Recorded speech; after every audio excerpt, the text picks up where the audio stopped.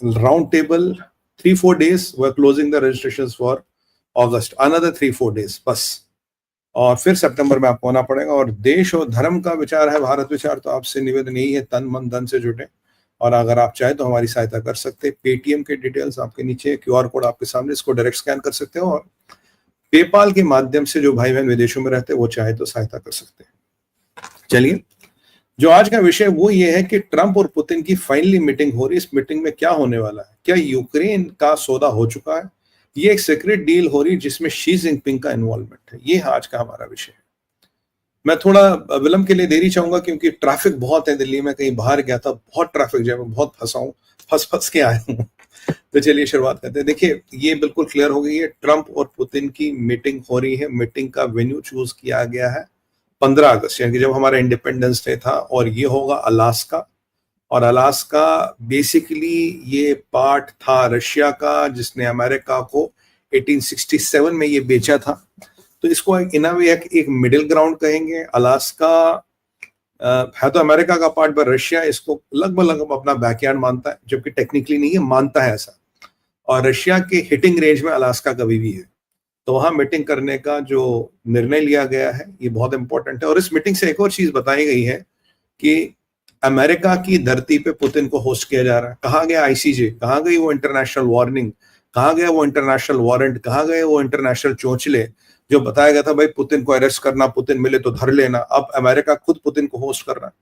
जब पुतिन को होस्ट किया जा रहा है तो इसमें जो एक चीज देखने की है ये है कि जब जो सीज फायर की डेडलाइन ट्रंप ने इशू की थी, फरमान ट्रंप ने इशू किया था, वो खत्म हो चुका है। पुतिन टस से मस नहीं हुए, Putin did not shake, and that is what rattled Trump. Trump अपनी इज्जत बचाने के लिए, ट्रंप अपनी वक्त बचाने के लिए ये मीटिंग करना चाहते हैं। और इसको एक मतलब एक अर्जेंसी समझिए, एक डेस्परेशन समझिए ट्रंप का इस मीटिंग को, क्योंकि पुतिन नहीं हिले तो ट्रंप के पास विकल्प है नहीं कि भाई मीटिंग कर लो, अन्यथा जो बची कुछ साख है दुनिया में इंटरनेशनली वो भी खत्म हो जाएगी। तो Trump had no option but he had to go for this meeting. दूसरी बात है, इस मीटिंग का जो इंपॉर्टेंट पार्ट है, व्लादिमीर ज़ेलेंस्की वहां मीटिंग में नहीं होंगे। मीटिंग यूक्रेन पे है, मीटिंग यूक्रेनियों पे है, यूक्रेन के हितों पे, और व्लादिमीर ज़ेलेंस्की को मीटिंग में नहीं बुलाया गया है। ये एक और, मैं से मानूंगा, एक और सेटबैक कहिए, एक और नया ट्रेंड कहिए जो जानना चाहिए।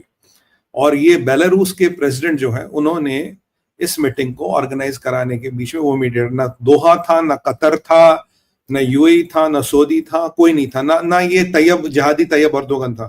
तो ये बेलारूस के प्रेसिडेंट ने इस मीटिंग को मीडिएट कराने के लिए पहल की, और उन्होंने इस मीटिंग को मीडिएट कराने का श्रेय जो है, क्रेडिट जो है उनको जाता है। He has played a very important role for this.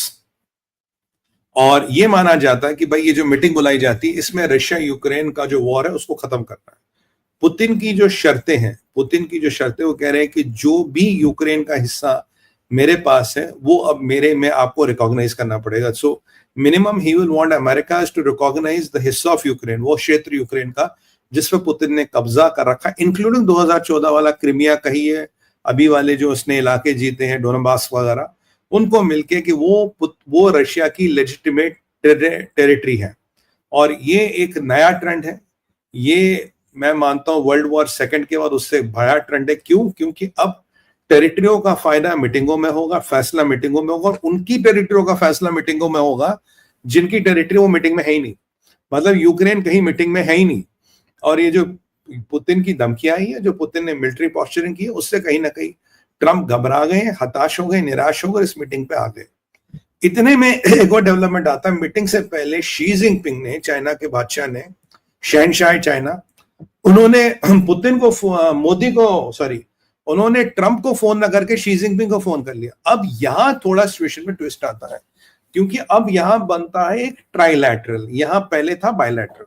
भाई दो शक्तियां थी, रशिया और अमेरिका। यूक्रेन का विषय तो उसको टेबल से अपने बाहर फेंक दिया, पर शी जिनपिंग का पुतिन को फोन करना, इनके पुतिन के हाथ में कुछ लेवरेज देना या पुतिन के हाथ से कुछ लेवरेज मांगना, ये बहुत बड़ी इंपॉर्टेंट चीज है। क्योंकि अब ये 3 वे टॉक हो गए, इसमें 3 देशों के 3 ट्रायंगल ऑफ इंटरेस्ट जो मुझे दिख रहा वो हो रहा है। It's not now between America and Russia only. और पुतिन को फोन करने का मतलब है या तो पुतिन के थ्रू डिमांड रखना या पुतिन के थ्रू कोई लेवरेज लेना या देना, either of the two, which I don't know which it can be. और ये वाली बात है कि भाई ठीक उसी तरह से क्या पुतिन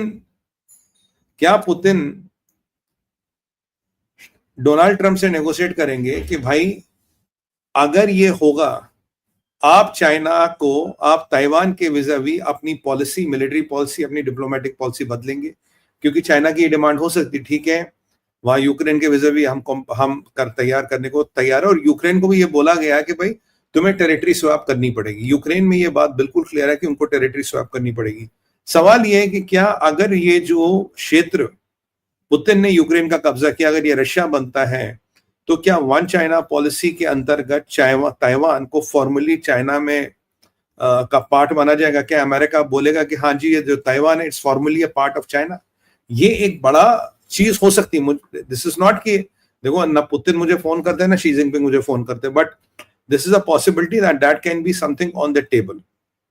या सैंक्शंस को लेके कोई बात हो सकती है, या चीजें और भी हो सकती है।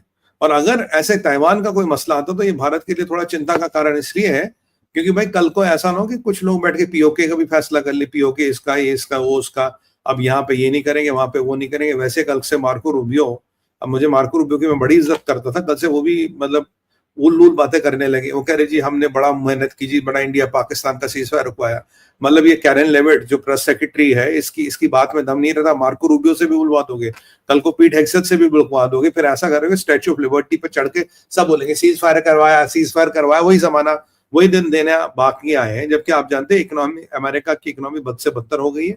Recession is knocking the doors. कल मैंने रात को शो बना किया था, and you know they are talking of great depression like परिस्थितियां यहाँ हो गई है। और ट्रंप के हवा के घोड़े अब तक आसमान में है।